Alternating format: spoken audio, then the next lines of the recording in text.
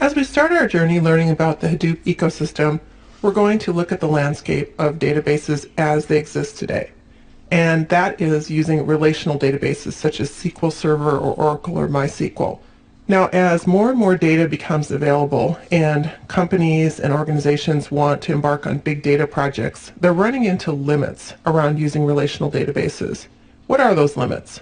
The first is scalability. Many companies have projects that are in the gigabytes. The new world of big data is moving into the terabytes or even petabytes. And although it is possible to scale traditional relational databases to the multi-terabyte or even single petabyte ranges, it's very complex and very difficult and very expensive. Also, some of these big data projects have different kinds of needs around data ingest or speed. A lot of times my customers will say that they need real time, which again, relational database systems are not necessarily built at the scale and the speed to be successful in bringing all that data in. And there are other considerations around queryability, application of sophisticated processing like machine learning. Relational database technology is not going away. This is a key concept as you're learning about the Hadoop ecosystem. The Hadoop ecosystem is designed to solve a different set of data problems than those of relational databases. Speaking of databases, there are many choices now, more than we've ever had. I've been working in this industry for 15 years, and it's really the most exciting time since the beginning. So these choices do include file systems, surprisingly enough. Now, before the Hadoop ecosystem was broadly available, it was common to find information in file systems, maybe even in XML. And this does play directly into the creation of Hadoop and the ecosystem, because one of the core components of Hadoop is an alternate file system called HDFS, or Hadoop File System. And it really is designed as a replacement for whatever file system that you're currently using. And it's got a level of sophistication around management of data in a file system. So in this course, we'll be examining the HDFS file system in some great detail. In addition to that, along with relational databases, we now have the ability to look at other types of databases. So in the NoSQL world, there are a number of groups of databases, and they can be broadly categorized by the following that is listed on the slide here: key value stores, such as Redis, column stores, document databases such as MongoDB, or graph databases. And for some big data projects, NoSQL databases are an appropriate solution. It's important to understand that while some implementations of portions of the Hadoop ecosystem could be categorized as NoSQL, Hadoop itself is actually not a database. It is an alternative file system with a processing library. Now, most commonly in Hadoop implementations, you will also have a NoSQL implementation. So sound complex? Kind of is, but I'm going to guide you through all these complexities in this course. And of course, as I mentioned previously, relational databases are still around. They're not going to go away. They're designed to solve a specific set of data problems that Hadoop is not designed to solve. So really, when you think about bringing Hadoop in as a solution, it's going to be in addition to your existing RDBMS, not as a replacement for it. So Hadoop itself is most commonly implemented with something called HBase, and we're going to be covering this in pretty good detail in this course. Hadoop, as I mentioned, most commonly will use an alternative file system, which is HDFS.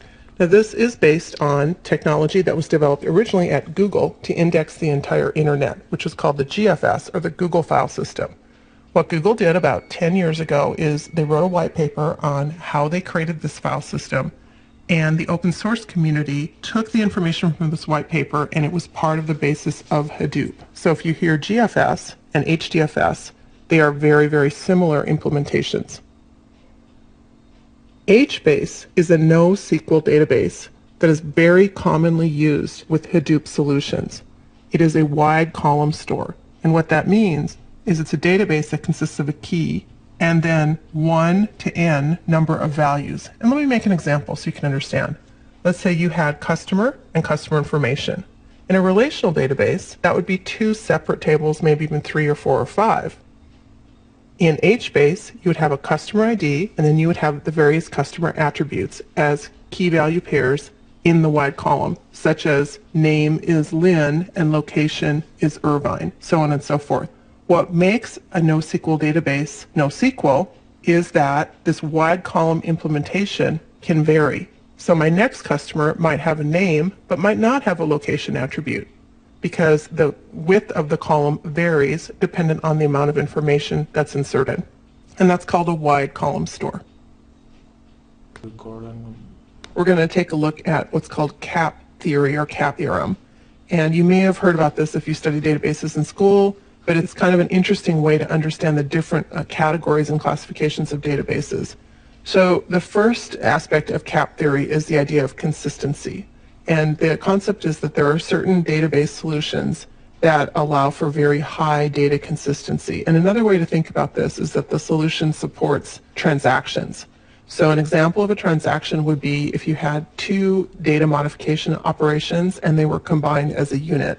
So withdrawing money, for example, out of a savings account and then adding that money into a checking account. You would want both of those changes to occur successfully or neither. Otherwise, your data would be inconsistent. So certain classes of databases support strong consistency. The second aspect of CAP theory is availability. And another way to say that is uptime. So what this means is that you have the ability to make copies of the data so that if one copy goes down in one location, the data will still be available for some or all of your users. And the third aspect of CAP theory is partitioning. And another way to think about that is scalability. And what that means is that you can split your set of data across multiple processing locations or physical machines or virtual machines so that you can continue to grow the amount of data that you work with.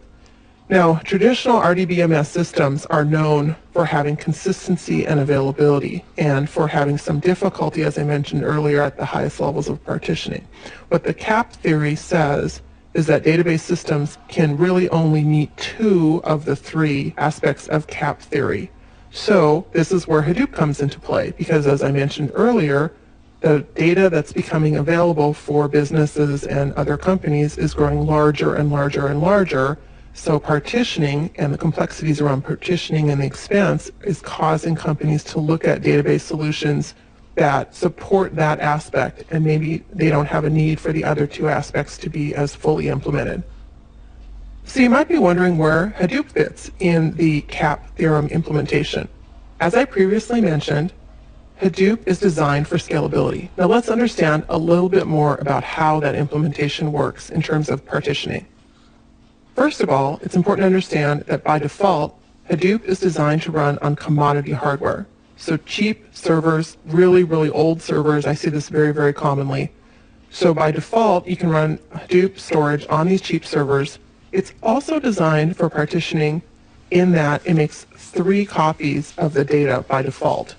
And if any of the copies become bad because the hardware becomes bad or corrupt, you can just pull that old hardware out, and then when you put the new hardware in, the Hadoop file system will automatically manage that copy process.